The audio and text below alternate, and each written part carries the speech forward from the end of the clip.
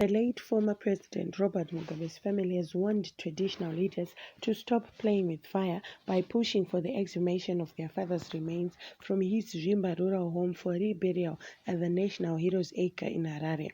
The family, through its lawyers, advocate Tawanda Shwarara, is challenging village head Tainos Mnangawa's push for the exhumation of the late statesman who died in 2019, 2 years after he was booted out of office in a coup.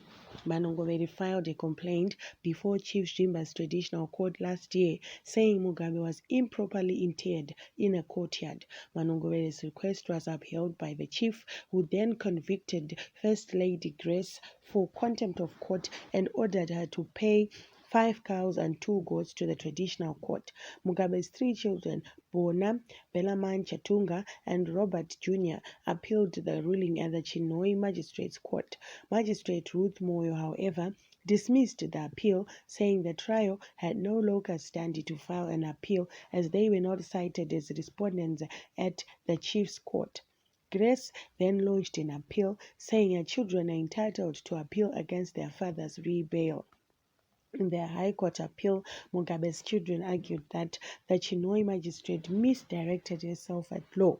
The magistrate ignored the locus standi of Bona and siblings in this matter. They are the only heirs as such. The appellants, being sons and daughter of Mugabe, had locus standi to approach the magistrate on a notice of appeal to set aside the determination by Mnangagwa Shwarara submitted. Only the heirs are authorized to act when it comes to the question of burial rights, or location. The appeal ought to be heard in the court aqua because it has to be determined whether Mnangagwa had authority to determine the burial issue.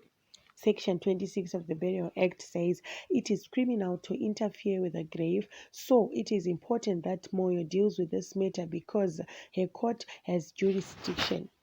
She has to rear the matter and determine if the respondent was entitled to order the exhumation of Robert Mugabe. According to the section, anyone who willfully destroys or causes to be done any damage, defacement, or disfigurement to any monument, vault, tombstone, or grave, whether within or without a cemetery, shall be guilty of an offense and liable to a fine not exceeding level 5 or to imprisonment for a period not exceeding 6 months or both. Mugabe died in Singapore in September 2019 while receiving treatment at a private hospital.